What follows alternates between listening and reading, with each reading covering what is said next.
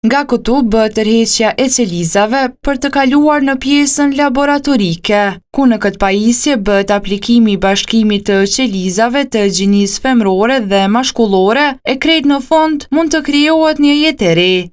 Krejt kjo procedurë bëhet në repartin e infertilizimit të asistuar mjekësor pranë klinikës së ginekologjisë, i cili u përorua para një viti.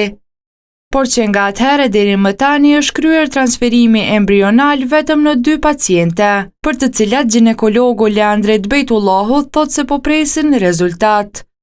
Kështu që është pak procedurë më gjatë dhe nuk mundem na menjëherë me diskutu suksesin.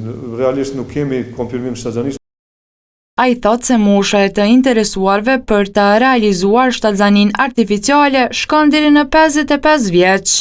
Kështu që në këtë mënyrë nuk ekziston kufizimi i moshës në atë aspekt që është marrë një vendim i premtë që deri në këtë moshë kanë mu trajtu, po mënyra e trajtimit dallon varësisht sipas moshës.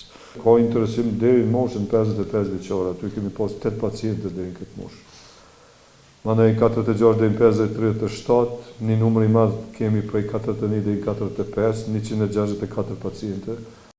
Në shumicën e vendeve kufizimi i moshës për IVF është nga 40 deri në 42 vjeç. Përveç ato raste për shembull që kanë embrionet e ngrinë mundin me vazhdu edhe më tutje. Na e kemi një situatë pak më ndryshe.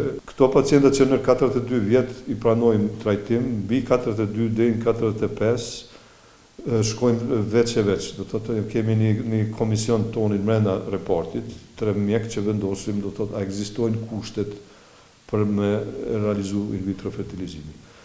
Këto gratë të cilat e vlerësojmë që nuk janë kushtet reale, nuk i kthejmë, po aty një rekomandohet që të bëhet in vitro fertilizimi me qeliza donatore, do me thonë të dhuruesve.